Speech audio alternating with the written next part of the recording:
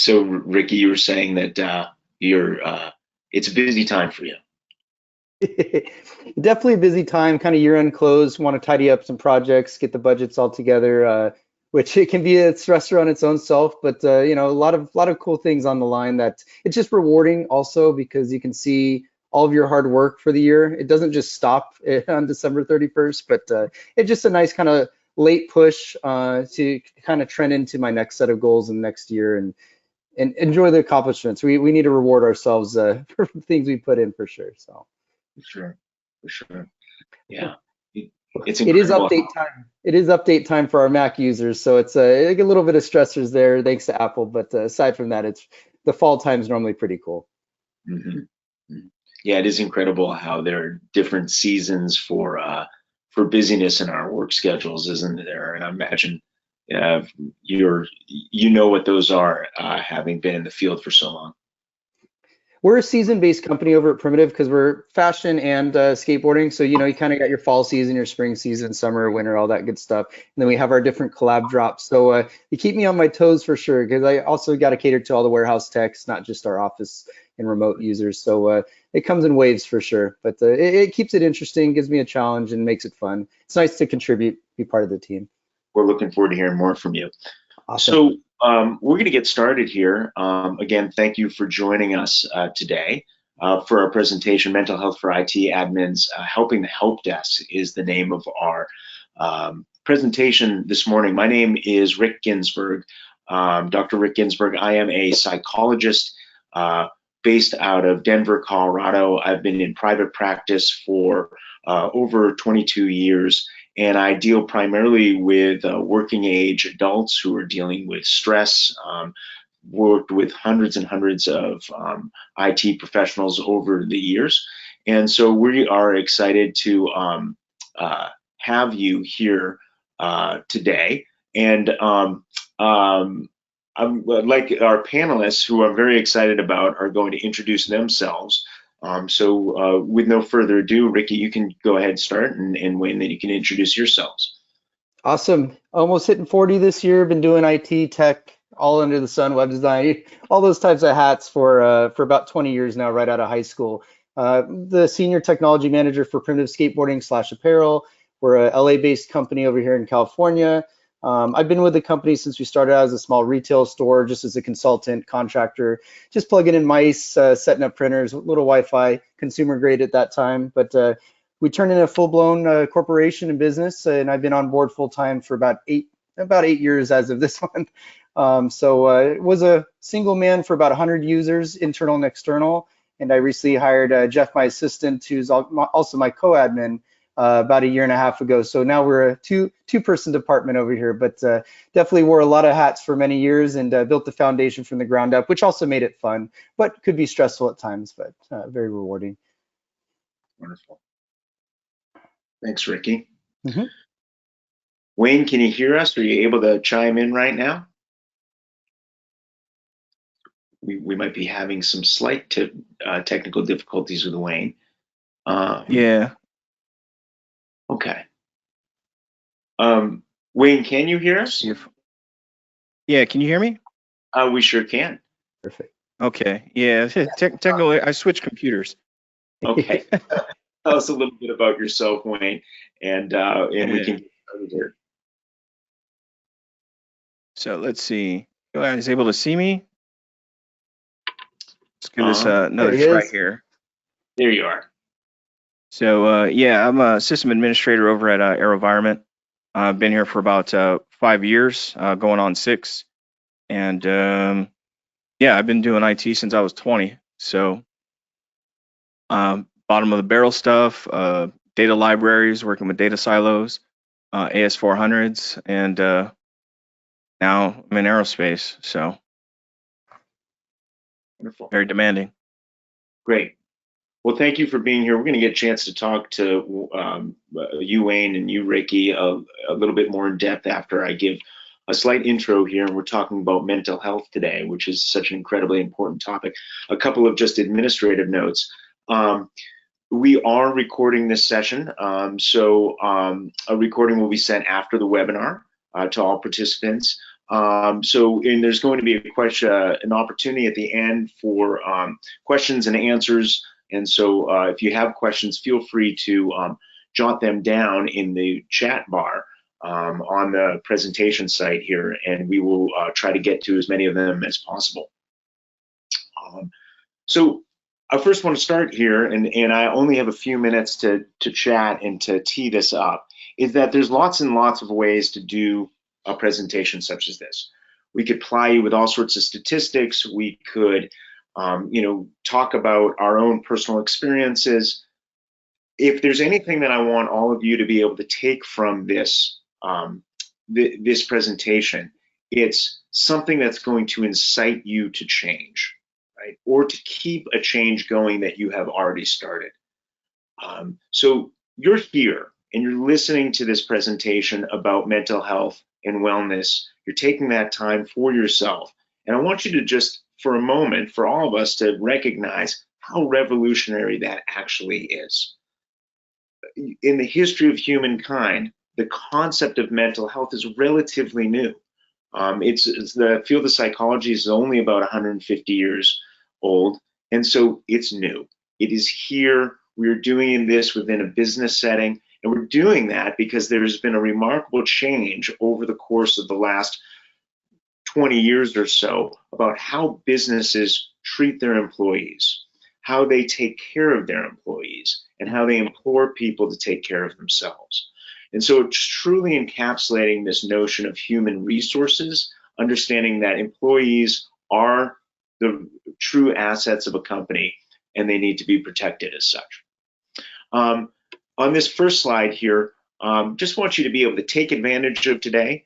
We're going to ask you to do some very personal things and try to create change in you. And we're going to hear some wonderful stories from Wayne and Ricky, who I've had the pleasure of getting to know a little bit over the past couple of weeks. If we go on the next slide here. Okay, so it's a little amazing to think that the concept of the 8-hour day is relatively new. This started in the 1800s, and it really was started by labor unions that were trying to implore upon their employees that, hey, we need to have what's called 8 hours in all respects. We're going to have 8 hours for work, 8 hours for rest, and 8 hours for whatever it is that you'd like to do, play. Now, you might be listening to this and thinking to yourself, wow, I tend to work far more than 8 hours, and that's true with most people. However, the concept of the 8-hour day gives us all a very good framework in which to understand how we might be able to approach our work and create a good work-life balance. So the concept of being working 8 hours a day is not a joke. That is something that we absolutely want you to think about and want you to embrace as much as possible. And more importantly, we're wanting you to embrace the idea of balance. So the idea of trying to create a wellness strategy for yourselves as IT professionals is a concept of revolution and evolution. And as my work as a psychologist, that's primarily what I'm seeing in people, is there needs to be some sort of period of revolution, and that oftentimes with somebody is a crisis. It is a health crisis, it's a mental health crisis, it's a friend coming up and saying to you, gee, I think you need help. It's you understanding that you're off balance. So what we want you to do today is to really understand what that crisis is for you and how you can evolve that into change that makes a difference. Yeah, I'm reminded of a quote from, and this sort of dates me, but it's from the movie Jerry Maguire, and which was in 1996. And the character Jerry Maguire is talking about how his dad approached work. And he has this quote where he says, my dad worked for the United Way for 38 years. And you know what he said when he retired? He said, I wish they had given me a more comfortable chair. Well, thankfully, we are in a position where we can look at our work and we can have a relationship with our work that's a little bit more balanced than just hoping that we have a nice chair to sit in. And I do want you to think about how you approach work and create a demand upon yourself to put your mental health at the forefront of this. So let's share a little numbers about the IT administrators in particular. I've been working with folks in the IT world for years and years and years, and I want you to know that tech professionals are among the most likely employees in the country to suffer from mental health issues. And this is true as a result of the recent pandemic, but even prior to that. But let's back up for just a second and talk a little bit about some general statistics regarding employees in the workplace. According to OSHA, which is the Occupational Safety and Health Administration, 43% of all adults suffer adverse health effects from stress. Think about that for a moment. 75% to 90% of all doctors' office visits are for stress-related ailments and complaints. These can be things like headaches, high blood pressure, heart problems, diabetes, skin conditions, asthma, arthritis. There's a lot of things that can go wrong. And the lifetime prevalence of an emotional disorder is more than 50%, often due to chronic, untreated stress reactions. In terms of IT professionals in particular, a couple of statistics that are really interesting that we have come across recently is that there was a study done, and let me just find it here, with over 1,000 IT professionals, and what they found is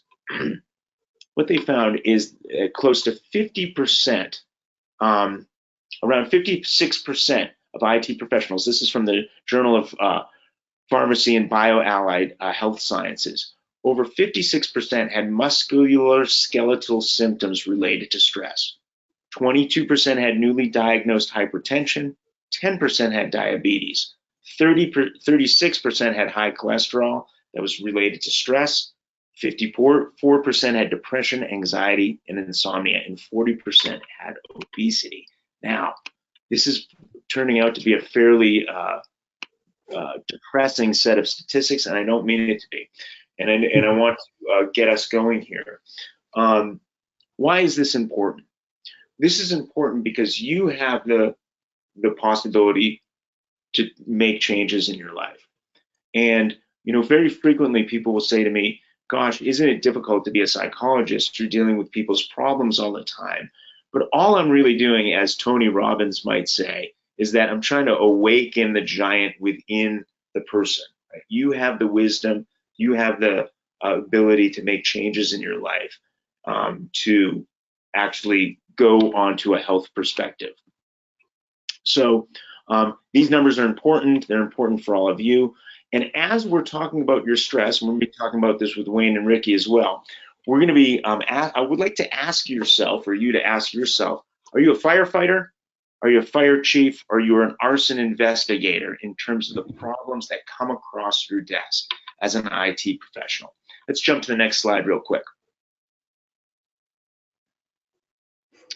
Okay. This is a fairly self-explanatory model that gives you a little bit of a framework as to how you can approach your own wellness, your own mental health. These 7 aspects are often seen as part of a wellness wheel. They're fairly self-explanatory. Emotional, what's your psychological health? Physical, what's happening for you physiologically?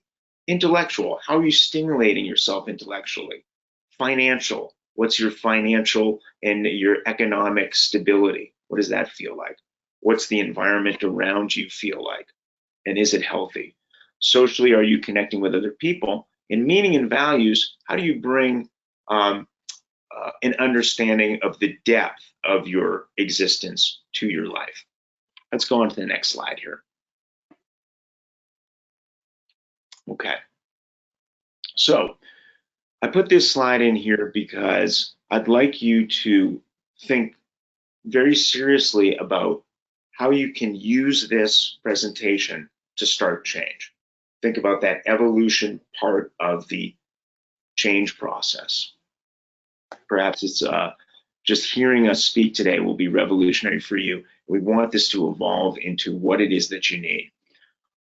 So I'd like you to write down 3 mental health and wellness commitments that you can make to yourself and your health. Write it down on a piece of paper, do whatever it is in your phone, but try to commit yourself to that. And we're going to try to figure out how you get there from here to there.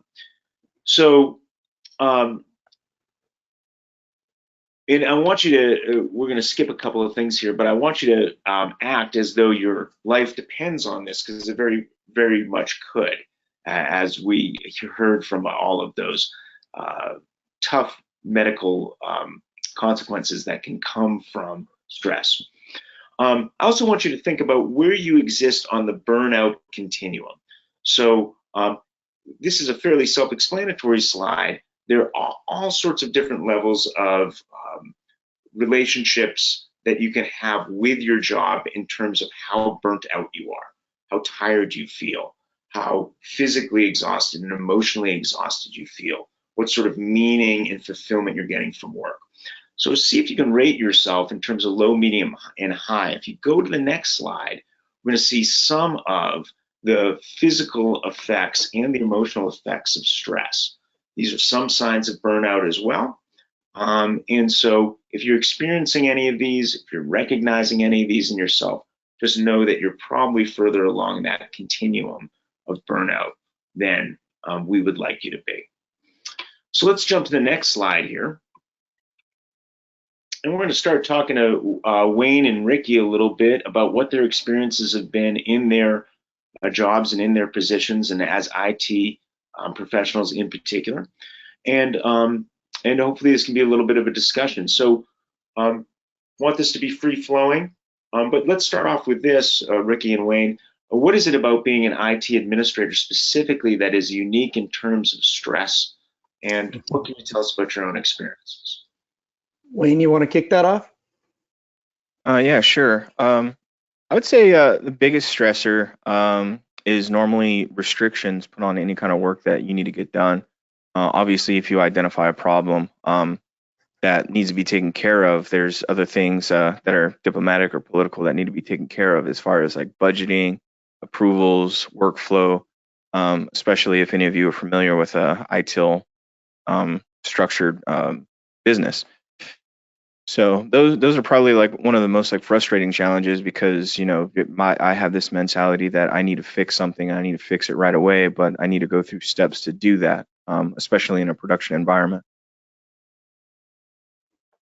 I guess on the flip side for me is Primitive was kind of built on the ground up. I was part of that team, so we didn't really have that corporate structure. Pretty much was a nice boutique shop with a couple employees, and we became a corporate business that grew to, like I said, about 100+ users, internal and external. So for me, my stresses were, am I on the right path for this business? What is our budget? Do we know what our budget should be?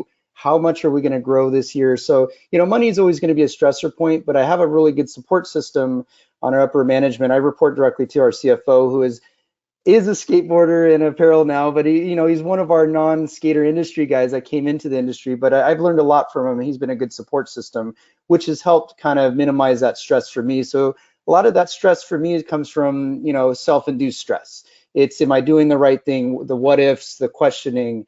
Obviously, during COVID, post-COVID, a lot of that's more remote. I'm not in an office influenced by, upper management being down the hall from me, or, my HR department next to me, or production department, all that. So a lot of those stresses that I mentioned are self-induced. I actually have a lot of freedom with the company, a lot of trust, but as I mentioned, it's just like, it's kind of the Wild West. Like, we can kind of do whatever we need to do, budget permitting, but let's focus on what's the best fit for the company. So you just question, you just want to be, everybody expects perfection out of themselves. What is the best you can do is kind of where I cap that now as I've grown into my role.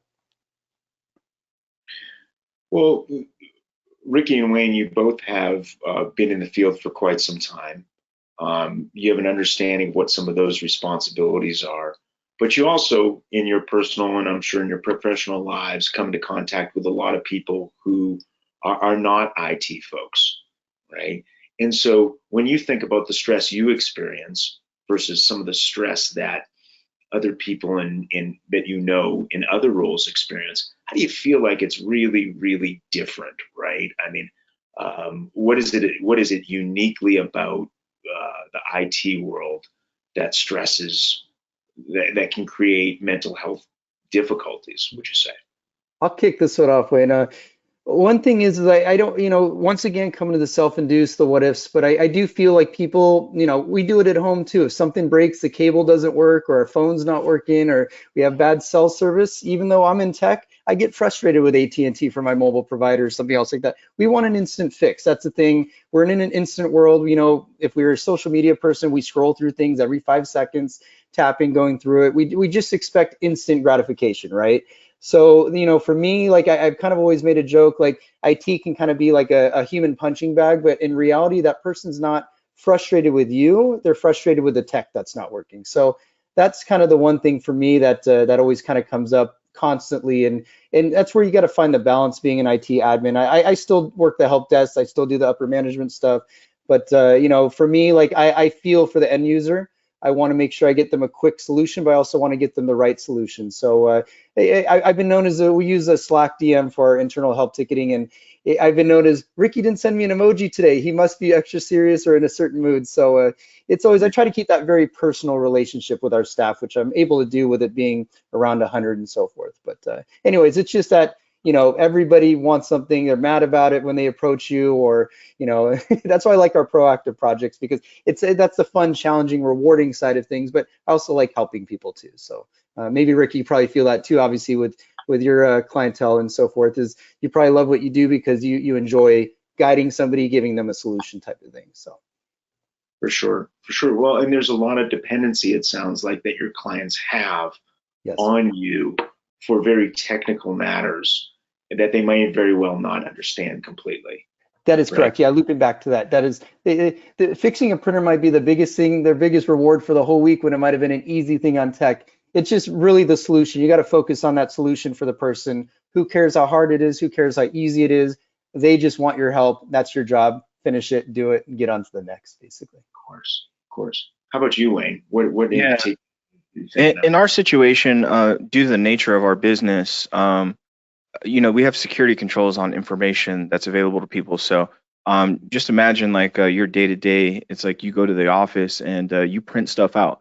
You're one of those people that likes to hold something tangible in your hand, and work off of that. And, switching to remote work, like nobody's allowed to print from home, because you could leave sensitive data somewhere that it's not supposed to be. So dealing with challenges on how these people have to change their work dynamic, dyno testing systems that you didn't expect to have, like, something that normally would have like 123 users or something like that at any given time and probably not concurrent, shoot up to 1,000 users. And then, everybody's like, hey, this isn't working. I can't sign in. And it was just coming up with solutions on the fly for, a problem that, you don't go to work and expect like, hey, one day we're just going to send everybody to work from home, because no company has that mentality. That's why they build the offices and your infrastructure at work. And when that all flips around, it's like, how do I solve this problem for folks that aren't here? And as you both are aware, many people took advantage of the fact that they could work from home and relocated themselves, and didn't tell anybody they did. So in the middle of that, we had to upgrade like 1,000 computers. We had to do operating system upgrades, encryption upgrades, and stuff like that. And some of these people, we had to tell them like, hey, you have to come in. We had some guy move to San Francisco from our team, and didn't tell anybody. He had to drive 6 hours just to unlock his computer due to a password sync issue. We just were not, prepared for something like that, and a lot of companies weren't. And that just adds like an insurmountable amount of stress, because, as a company, it's like, hey, we need to be able to work as of tomorrow. What do you got for me? And, you don't have anything in your playbook. You're coming up with audibles, basically to solve these problems. Yes, right. And obviously, you mentioned that COVID probably changed, created new challenges in the workspace. I'd imagine for both of you and for many of the people who are listening today. And I do want to sort of invoke this this metaphor that I brought up at the beginning, which is, when crises happen, do you feel like you have been more of firefighter? Are you a fire chief? Are you managing firefighters that are going out there and solving problems? Are you an arson investigator? Are you looking at the cause of what it is that happened for all of you? And I'm in particular thinking about the crisis and the fire that COVID represented, and then how we are dealing with it afterwards. Well, what would you guys say about that? Rick, so we kind of, Wayne, you probably might have had more laptops in the field. Maybe you didn't. I'm not trying to assume there, but for us, everybody was in office. We had a little bit of couple of little remote days here and there for certain departments, mainly our design side. I was pretty much in-house full time, but we were all desktop computers. So I might have had maybe one or two users that did travel a lot, sales or something like that, that I had like a dock and monitor set up, but they were still full time in the office unless they're traveling. So one of the challenges for me, COVID, I kind of forecasted, saw things coming. We didn't know how serious a lockdown would be, but we had a lot of iMac computers. So first thing I did was go on Amazon and search for iMac cases or carry bags or something like that. So our users could literally pick them up and take their iMac home because I didn't have laptops ready to go. And that was a time too, supply chain was kind of getting, it's harder to get webcams, it's harder to get mice even, harder to get laptops. I don't like to order the base Apple laptops, so anything drop shipped was delayed from China type of thing. So I had to get creative. So on the stress levels I feel on the crises mode that you're talking, Rick, I feel like that's like game on. I'm ready for battle. This is what I'm kind of prepared for. Let's do what we need to do, get it done. And then if I need to complain, if I need a vent, if I need to kind of just release, let's do that after. But I'm here to do what I need to do. So that's kind of the mode I went into is, just make it happen. And then we kind of transitioned into, getting our users laptops, like Wayne mentioned, like, he had to have somebody physically come on site and do that. We had a couple scenarios we had to get creative, similar to that, but not on that, scale. But all in all, we were able to everybody made it out. We're still functioning. We're still business. Everybody was still happy. A couple little quirks, but it was new for everybody, of course. Yep. Wayne, how about you? Firefighter, fire chief, or arson investigator? What do you tend to be? Just due to the nature of how I work in general, at most places, I think, we all want to be responsible for what we're responsible for. So if it's not my problem to fix, I don't want anything to do with it. That's kind of a lot of people's mentality at work. And my mentality is, even if I don't know how to help you, with your job, if we have like, say our network guy is grinding like 18-hour days trying to, resolve a network connectivity issue or something like that, I'll make myself available to that person to say, hey, do you need me to sign on or check anything? Do you need me to go into the office, check any hardware for you? Because everybody was working remote. And I try to focus on like a teamwork dynamic in that sense, because I knew that we don't have like a large team. It's bigger now, but back then, and any place that I work, IT is normally small. There's always a small footprint. There's always not enough resources. If we have enough to keep the company afloat, you never expect to go on a hiring frenzy, and especially when you're in a situation where talent pretty much can pick and choose where they work. Due to this, the change in status quo for most of these companies, people are throwing money at people to attract employees from somewhere else. Like, hey, we need firefighters over here. So just losing people and bringing people on, bringing them up to speed in the midst of chaos. It can elevate you. Of course. For sure, and we're going to talk about that. I have one last question. We're going to spend a little bit more time on this because of our participants here and what their role is. We had a comment from one of the participants who basically said that that person and the team most feel the pressure from sort of non-educated expectations from C-level folks. So they might not understand what it is that you are doing.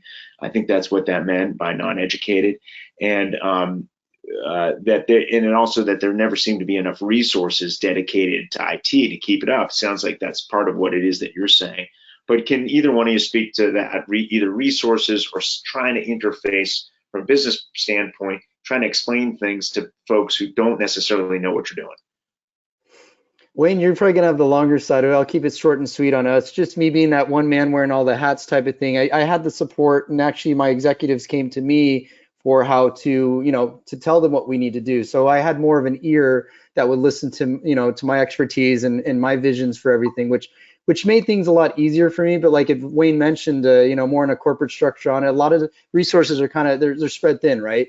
So for me, I guess I could share that, hey, I was a one-man team spread thin, but I also was able to get the support for extra help during COVID, because they could see the burnout coming and that type of stuff.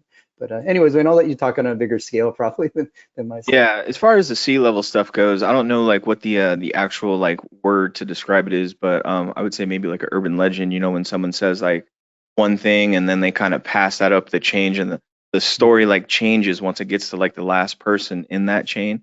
It's kind of the same thing. It's like if someone sea level asks, their go-to person, which would be like, their CIO or, their infrastructure manager a question, the infrastructure manager is not going to have, an answer offhand most of the time. So there's, and excuse me if I'm breaking up, I see the computer kind of getting choppy.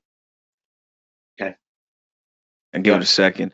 They may not know what's going on, so they need to check with, their person, and they'll get a really technical explanation, and then that will go back up the chain. And some of that information may be misconstrued or whatnot. So I understand the frustration where that is. Yep, literally speaking different languages, aren't you sometimes? Right.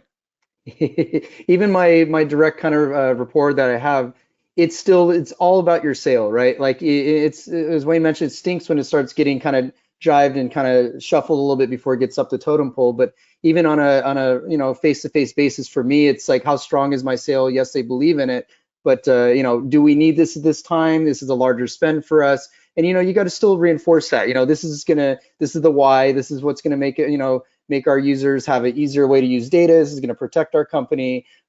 This is why we need to deploy laptops instead of desktops. So, a lot of working directly with the finance side of things with us, it's, we have a pretty good size budget for a company of our size, but at the same time, we know the value and the ROI of that. So that's what I've gained on the trust side, at least. Let's move on to the next slide here. Thank you both for all of that information about what your own experiences have been and the unique challenges being in the IT role. So this can get a little bit more personal here, which is talking about how you've handled stress, how you've managed your own mental health in this role in particular.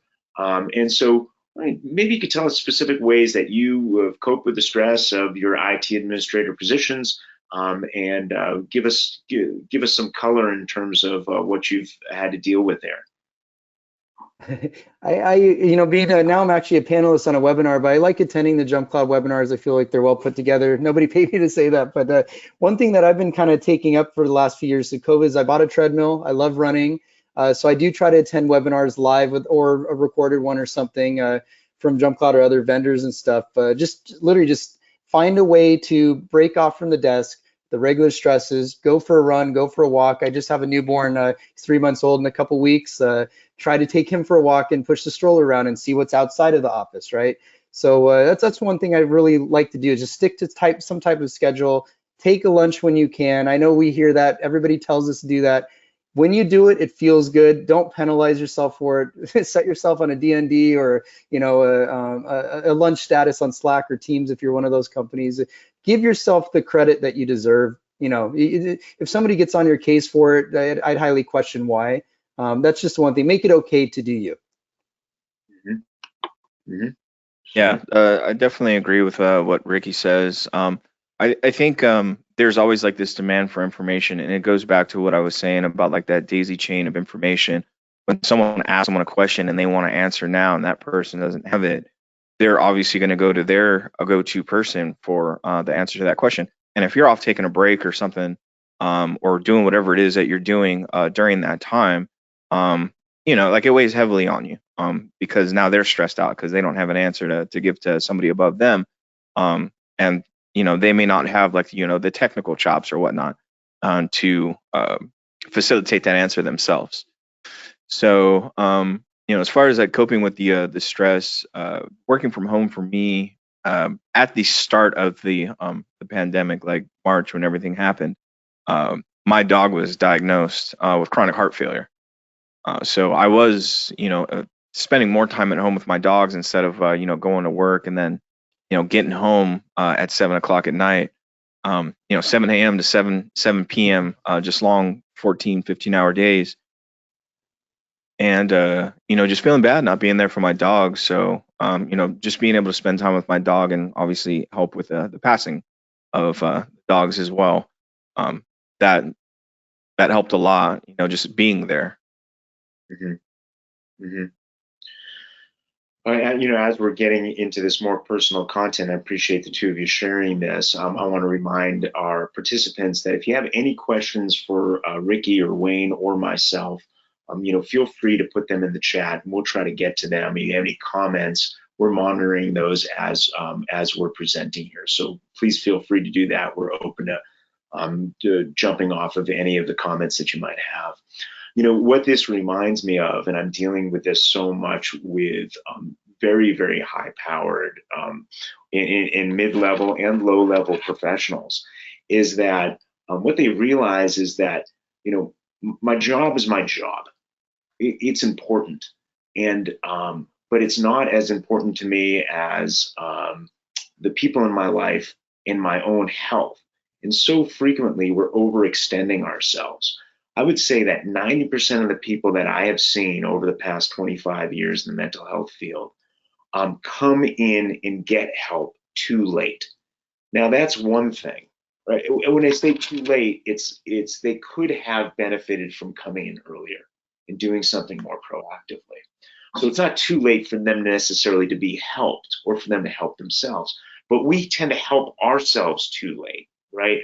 We don't actually aren't involved in preventative types of things because erosion of our own health goes slowly, right? That's the nature of it. We don't realize that it's building up and it's building up. So it's wonderful to hear the types of things that the two of you have learned to do for yourselves to help you manage stress and to take care of yourselves from a mental health standpoint. Again, what are some of the challenges from actually getting that good work-life balance in your lives? Challenges that you might have from your job or your personal lives? What are some of the things that keep on tugging at your sleeve for attention, would you say? Giving myself some space, moving away from the desk a little bit, that's a challenge. You don't realize how much power you have mentally and physically to just walk away. It's whether it's 5 minutes, 10 minutes, 15 minutes. The other thing is it's never, if you need help, it's okay to ask for help too. That's the other thing, whether that's talking with, your management, talking with HR, or, aside from work, my wife gets to talk with us here and there, but we try not to, make it not a yelling fest, but, a punching bag, like this is my negative. You just want to talk, there's positives and there's negatives in there, but don't bottle it in. Get the help if you need the help. One thing that I've kind of come to peace with, and Primitive is very supportive over it, was they actually are some of our staff during COVID, during some of the burnout and hard times, had hired John Brown, which is a hypnotherapist out of Los Angeles. I was working with him. I've been working with him for over 2 years now, and I feel like he's one of the best tools in my toolbox. It's like, I'll take a session on Tuesday, I'll block off the time, my upper management supports me blocking off that time for an hour, and I'll go ahead and talk about personal and business struggles and items, or maybe just it was a positive week, or that type of thing. But my thing is, it's never wrong to ask for help. If you need help, whatever help may be, do it. Don't starve yourself from that, for sure. Yeah, definitely. I would say the remote work aspect was huge for me. I think mentally, just escaping from, you have like these two things, right? You have like your personal life and you have your work life. So it's like you have these stressors from your own personal life that sometimes you need to check out from, and then you have like your work life that can stress you out, and then sometimes you need to check out from that. But what some of us in IT tend to do, and I don't know if anyone else is familiar with this, is when you're stressing out in real life, you pour yourself into your work. And then you don't make any room for yourself. But then when you're at work, you catch yourself having like, meaningless conversations with people, trying to avoid doing like whatever tasks that are in front of you because, it's already draining you, and you already got like, you're stepping away from your personal stuff. So you're trying to find different things to occupy yourself with. So removing myself from that environment to where now I can focus on, like, hey, if work's stressing me out, go walk down the hall, go wash my face, go brush my teeth, go make a snack. Things that the thought of taking a lunch would stress me out because I don't have 30 minutes. I need to get this done type of thing. And I already wasted my time having all these conversations with people, or giving somebody a technical definition so they can go, report that information to someone. So just finding that balance, removing myself from one situation kind of opens up like, wow, I was really spending like 14 hours a day at work and I don't even know why I was. Yes. Right. It reminds me of this this term. We gain a lot of pleasure and excitement from our personal and professional lives, and sometimes it's stressful. You think about the excitement of getting a new job or getting a new dog or having a newborn, and that it's stressful, but it's what we would call eustress, eustress, right? This is positive stress, and then there's distress, right? There's the stuff that really drains us from both of these things. And I think of that old adage of like, how do you cook a frog, right? How do you cook a frog? You can't just throw a frog. I'm not sure who among us is cooking frogs, but you can't throw a frog into a pot of boiling water because it'll jump off the top. But what you do, if you want to, is that you put a frog in water and then you start to slowly turn up the temperature. And I feel like that's kind of what's happening for all of us. So when you take a lunch hour or you break up some sort of aspect of your day, you're kind of breaking that cycle of distress, right? And you're putting new associations in there. So you're both providing really good examples of some of the things that you've done. Let's go on to the next slide here and see what we've got for more questions. It's about sort of maintenance and looking forward. Here again, if you have any questions for myself or Wayne or Ricky, feel free to put them in the chat, or any comments about what your own personal experiences have been in terms of managing stress and taking care of your mental health as an IT admin. How are you, and let's expand this too, in the people around you, the people that you're seeing in this field, either working to maintain health and mental health behaviors as you move forward, or struggling to do so? What sort of things are you seeing in yourself and other people in the field? I'll let you kick it off. I think for me, it's because that first year, I was spending so much time at work, and then obviously like that satisfaction of accomplishing things, getting things done, getting recognition for it, it starts to become addicting. And then you kind of separate the fact that it's your work and you're just pouring yourself into it, maybe for ego or whatever purpose you are. And now after being promoted and just really taking care of like what I'm responsible for, and if somebody needs help with something, making myself available, but not trying to jump on every opportunity to do something for that gratification of accomplishment. And really just trying to pull myself back, because I mean, at the end of the day, like my compensation, my rewards, the way it's seen by people is exactly the same. Like nobody sees you like jumping on every grenade at the company, and it's like we need to move this person to the top of the totem pole. They just know like, well, we know this guy will do anything that we throw at him, so and he seems happy about it. So just really separating yourself from that. On my side, it's kind of like, don't try to save the world. I've got the energy to do it. Doesn't mean I have to spend that. It's kind of, Wayne and I are car guys, so like we like to have our foot in the pedal here and there, but it's like once you got to start paying for that gas or parts start breaking or something like that, you can't have the foot on the gas pedal the whole time. So that's kind of my thing, is dialing things in, trying to tune things up, invest things here and there. Balance, we mentioned, it's a very repetitive word, but I can't stress how important that is. It's just, if you catch yourself, I don't want to say slip in, but if you start feeling that overwhelm, the tight throat, dry mouth, or the shakes or something in it like that, throttle it down a little bit on it, invest that in somewhere else, or maybe, hey, you don't have to always give 100%.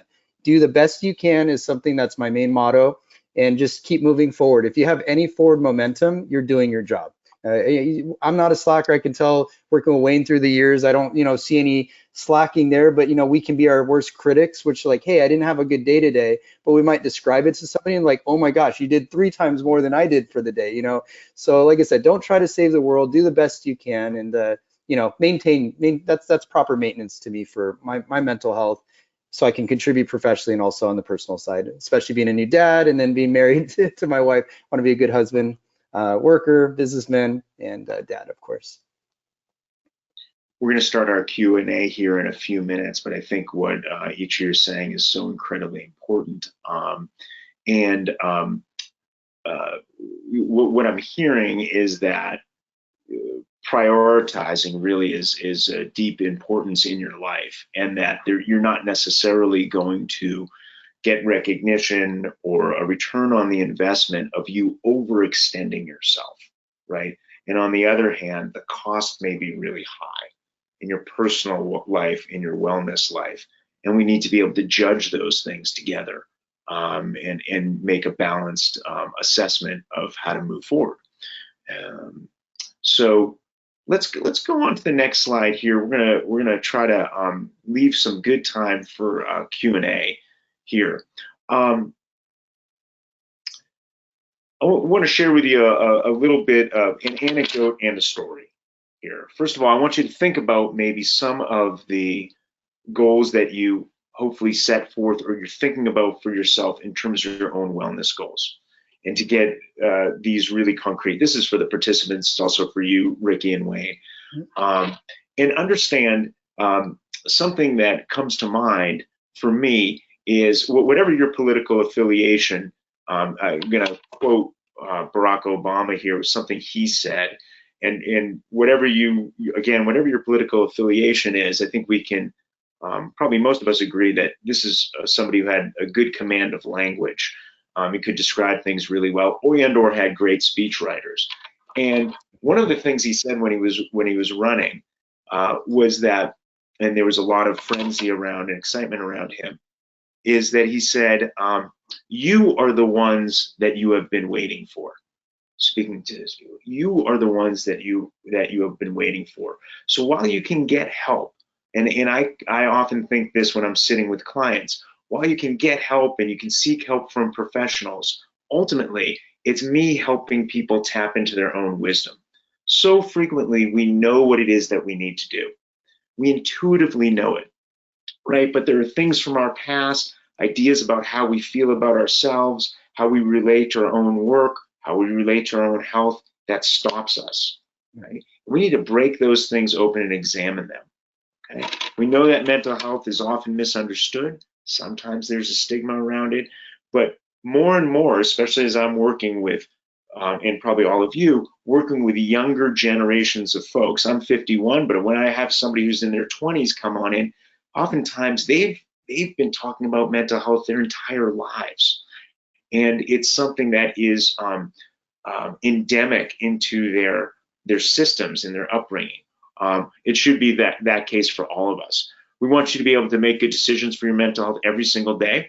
And I put down a couple of different steps that you can take here at the end of this slide, which is we want you to assess your mental health honestly and openly with yourself and other people. I want you to set goals for yourself in terms of improving your mental health by making it a priority. I want you to create a plan and then execute it, okay? And holding yourself accountable, getting other people to hold you accountable, which is why we're telling you to potentially make things public, what your goals might be. So tell other people about what it is that you're trying to do. Start off small, start off simple, and get professional help if you are stuck. And that doesn't need to be from a psychologist, although I happen to be an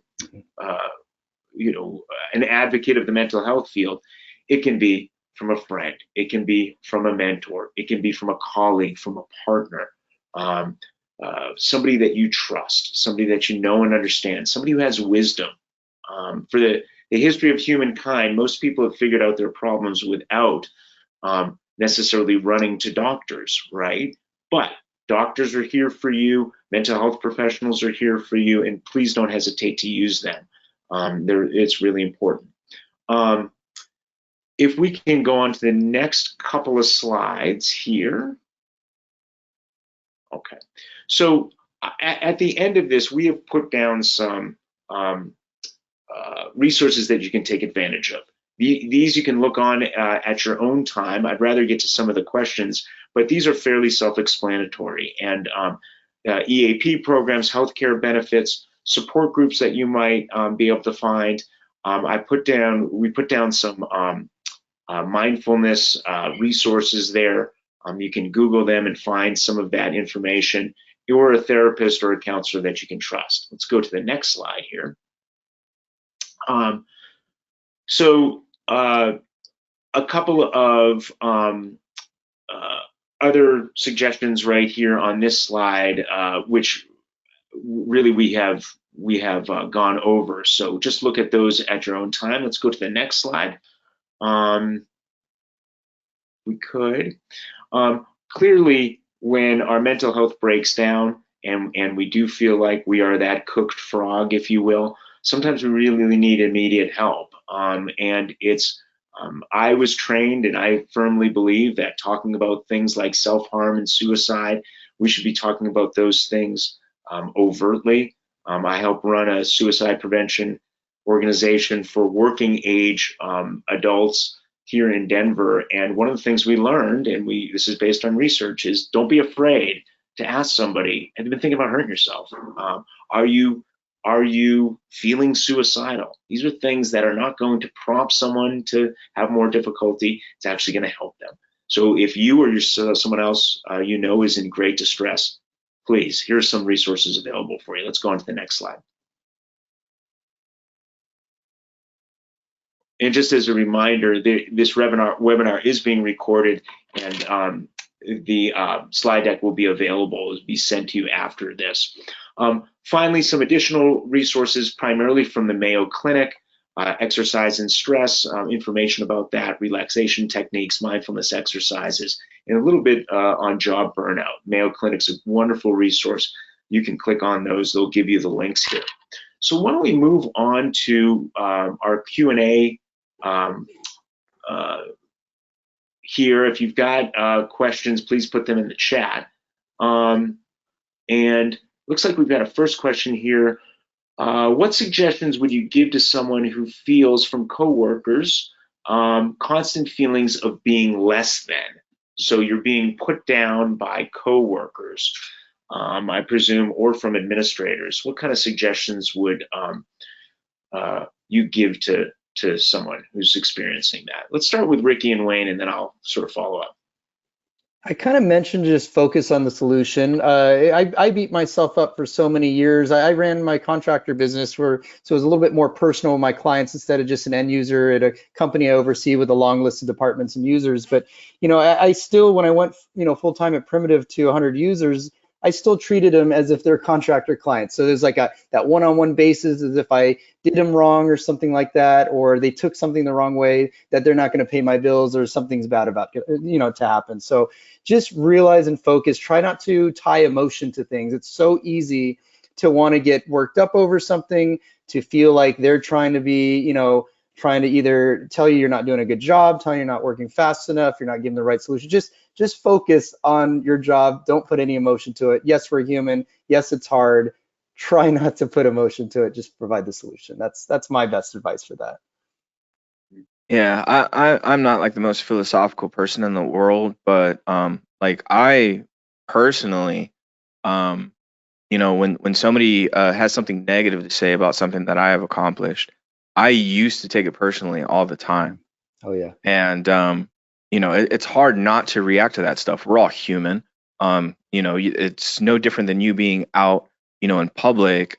You would think like some people would have like some kind of like manners or tact or something like that. But sometimes people forget they're at work. Sometimes they get comfortable. And so I would recommend anybody who's feeling any certain type of way about your interactions, your progression as an employee, or just as a person in general. There's this good book called The Four Agreements, I believe it's called. And there's like an extra one called the fifth agreement, and it just talks about like these four rules that you should go by, like don't take anything personal, understand that everybody lives in a different reality. Like if you think of like the Matrix, like everybody is in their own little world. I noticed that you guys might have froze up a bit, so I don't know if like I cut out.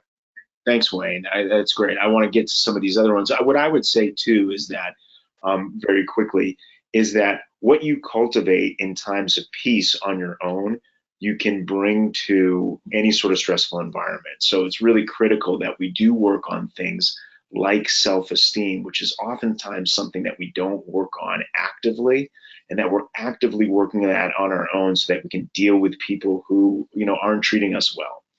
Let's go on to the next question here. I tend to find that work by IT technicians is not usually noticed by end users unless something isn't working or has gone wrong.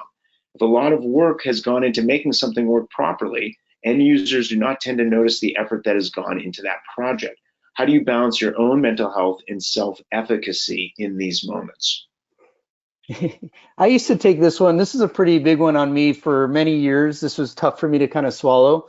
It was one thing where I kind of caused more grief to myself than what was actually happening. Is I actually went to lunch with my CFO, which is my boss, manager at Primitive, and he goes, Ricky, you're so hard on yourself. You do so much for the company. And I go, I do? You notice it? Like everybody notices? And he goes, everybody speaks very highly of you. Keep doing what you're doing. So you don't realize that you're doing well until, hopefully it's not too late, but just, one thing that's helped me kind of cope with this is it is still tough. End users might not be upper management. They might not always know what you're doing. Upper management might, whether it's a budget or a new thing that you're talking about launching.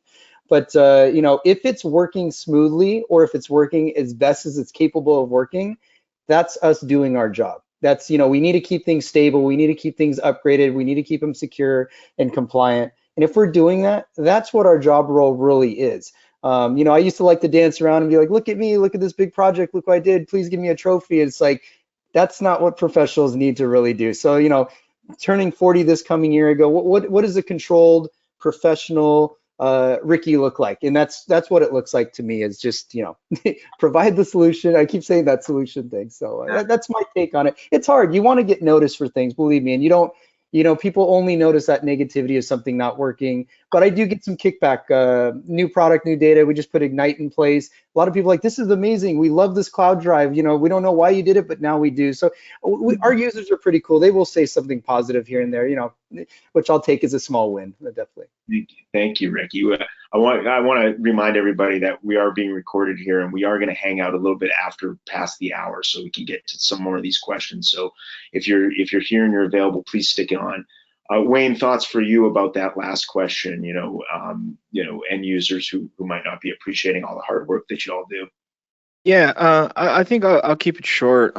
What I would do is propose to your management, maybe like when you guys are working on, large projects for the infrastructure to improve quality of service or quality of life of things at work, is just to send a summary out to the entire company to let them know, like, hey, we accomplished this project, to make like work easier for you.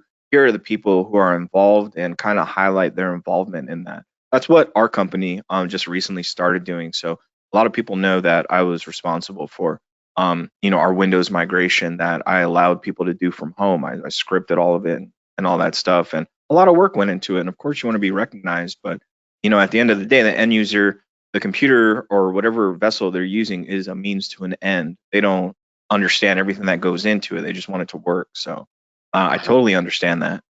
Yeah, yeah, We've been doing something similar, Wayne.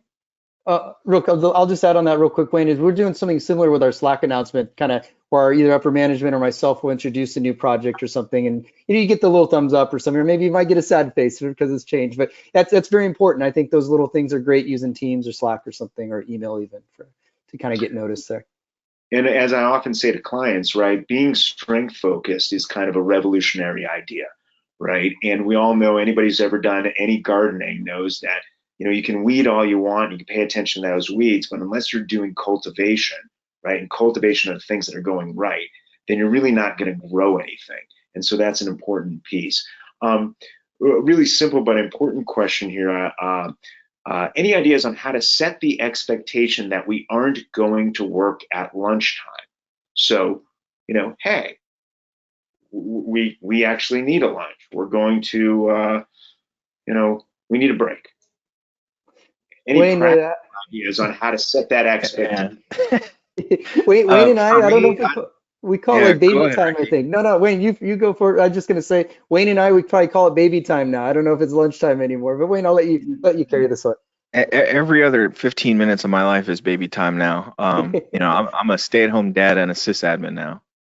So Mhm, mhm. as far as that expectation of not going to work, what I told Ricky the other day is the most powerful thing you can tell someone at work is no. Depends on how you want to deliver it. If you want to ease somebody into that no, but you need to set boundaries, because the more that you make yourself available to, be hate to use the words taken advantage of, the more it's going to happen. Right, right. Yeah, boundaries, that's simple. That boundaries for that. Wayne, I'm not sure how many time zones you're working with, but we're pretty much California based. We might have a couple external virtual assistants and stuff on like maybe 10 hours ahead or something like that. But, aside from the time zone disconnect, everybody's pretty respectful on things. But, if you get something at 12 to 1 o'clock, even if I take lunch at 3 to 4, I still make sure I set those boundaries and look at it. The majority of those requests are not a 911. So, with the priority side of things, is it a heart attack? Is it a finger cut? What is it? If it is, then okay, I can drop my sandwich on the table and possibly help if it is a true 911 for something. But you pretty much can gauge things now and set those boundaries, which is nice. Yeah, and from a social psychology perspective, what we know is that when we're in relationship with anybody or we're in a group, right, certain norms get set, and you know this intuitively, right? Whether it's with your partner, whether it's with your friends, your family, your workplace. So certain norms get set, and it is really important to reassess those norms from time to time, and sometimes you just have to break them, right? And that is but the way that you do that is reestablishing boundaries and resetting norms. And you can do that very explicitly and say, there's a norm that's happened here. We need to reset it. And 90% of the time, people around you are fine with that because they're trying to do the same thing in their own lives. Let's go on to the next question. How do you deal with an environment where, this is similar to one of the previous ones, but how do you deal with the environment where everything is blamed or pointed at the IT department? Like even end user mistakes are always presented as IT issues. I'll kick off a short one on this one. It's tech will be tech, and that's pretty much how I kick it off now. I used to lose a lot of sleep over this one. I didn't do good enough today. I can never prevent. You always want to prevent as much things, from happening. You don't want to have somebody blame you. You're gonna take it personal. It still happens. Sometimes you question yourself. Nobody's perfect here, but tech will be tech. I try to laugh it off in a professional way. Now being full remote, we are fully Slack or email based. We might get on a video call here or there, but so text is one thing. So you can kind of buffer yourself. Use that text to your advantage. You don't have somebody knocking on your cubicle, giving you a sad face, a middle finger, or something like that. It's like realize that you can kind of break the ice with a nice professional, calm, as calm as possible intro. Like, hey, tech will be tech. Once again, focus on the solution. And if you keep getting beat up, maybe you do have to talk to their manager or upper management. Like, hey, Mikey over here, he's constantly like unplugging his printer because he's working from home so he can plug in his PS4.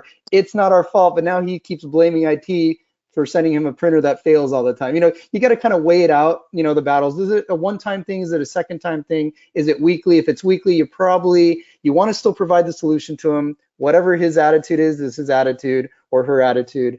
But then, do what you need to do, assess it, try to squash it where you can. But, once again, do the best you can with it.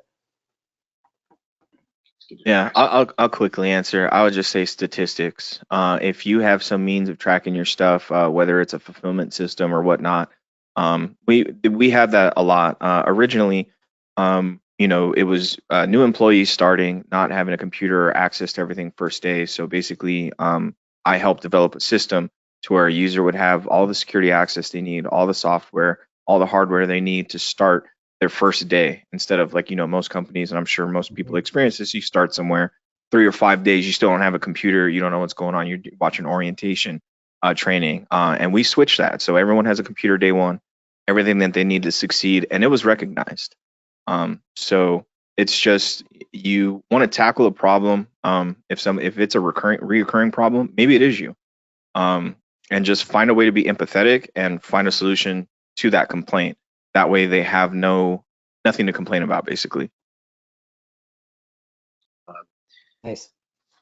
Thank you both. This is going to be our last question. We're not able to answer all the questions that are there, but it looks like our organizer here has, you can continue the conversation in our Slack lounge, and I think that's been sent to all of you there. So please do, I encourage you to do this. This is just the sort of conversation that we need to be having a lot more of as professionals, and that you all need to be having a lot more of in order to feel supported, to brainstorm solutions around stress, mental health, interpersonal dynamics at work, boundaries, what have you. And we're just not talking about this enough, so I'm glad we have this forum today. So our last question here is, what suggestions do you have for people whose roles, personalities, and values are contradicted by today's full speed charge toward remote hybrid work? So if I understand this correctly, some people's roles or personalities or values perhaps don't fit with remote or hybrid work, or they don't believe in those things. And what do we do for those people and with those folks? Wayne, you want to take this one? Yeah, so we have definitely a mix of both, because we have a lot of engineers and they like to collaborate. A lot of people like to work together, and some people were first forced to work remotely, and now we have the ability for people to work in person again. There definitely is a clash of interest or how people operate. I know I have somebody above me who prefers people to come into the office when he's there, but sometimes you come into the office and you still have to hop on a Zoom meeting or whatever. So it's like, what's the point? It really depends on your working style and what works for you, and eventually everyone's just going to have to evolve. That's all there is to it. I understand. We have extroverts who just love to be around people and be bubbly, and and don't like being in a confined space. And a lot of people that you work with sometimes are the opposite, and you may not be aware. I'm a huge introvert, so I've trained my whole life for working remote. Kind of flip side for me is everybody was on site, as I mentioned, for Primitive. It was hard for me to get us on webinars, hosting webinars, just using tech. Like even a Zoom call was very foreign. I'm sure that was the case for a lot of companies, but it was really hard to get somebody to either participate in a meeting on their desk instead of going downstairs in our showroom meeting room. The tech was there. I had a great sale, had great support, but people didn't want to use the tech. So I always say COVID and our remote forward helped me influence more tech into the company. So I took advantage of that side of it, which now everybody's got a taste of it because they had to use it, right? So when they're asked to come in the office, they go, what do you mean we have to come in? I could get on a Zoom meeting, I could be more productive. So now it's kind of, there's the shuffles there. Now people kind of want to get into the office, not full time, but we've been onboarding quite a bit, maybe 10, 15 employees recently for different departments, but they want to get together. So they, maybe 1 or 2 days out of the week, they'll come into our headquarters office and stuff, and we kind of have universal hot desks. Everybody can dock their laptop in and meet, but we don't have much resistance in the company side. Primitive's been a blessing that actually sees the benefit of both. There's, in person can provide this and that, but also, remote people are more productive people. It just works for our company. So we're not getting much resistance on our side very much, but it has helped me sell tech, which is great. Let me add a couple of things, final thoughts here. I think there have been three major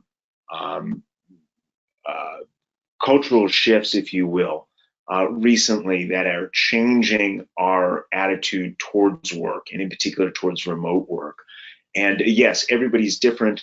The people will have different needs, and more likely than not, as we go forward, we're going to need a hybrid approach to all workplaces. And I think those three things are that younger generations, if you will, millennial, X generation, are growing up and having a different relationship to work. Think about that Jerry Maguire quote at the beginning, of somebody who just wanted a better chair. Well, we're not there anymore, right? People are reassessing their relationship to work and to life, and that's important. Then we had the pandemic, which really supercharged us and forced us into a place where we needed to work remotely, and we understood that it could work well. And the last one is just simply the technology that's available to us. I mean, we wouldn't have been able to do this 50 years ago. We wouldn't be able to do this 20 years ago, probably, with this amount of ease. And so it is a revolutionary moment in terms of our relationship with work. And we have to understand that. And there are going to be some growing pains involved. So there are people who won't necessarily have the same values as us. And we need to make space for all the different types of people who show up in the workplace. So I want to thank you, Ricky, and Ricky Jordan, and Wayne Edwards, for participating and giving us all this great in the trenches insight. And I want to thank all of the participants for having joined us today and your wonderful questions. Again, this is going to be available for you. Keep on being revolutionary. Keep on being evolutionary in terms of your own mental health and your relationship to work. And you need it, and you deserve it. And I hope that you are successful. And so thank you again. And I hope you all have a good rest of your day. Have a great one, everybody.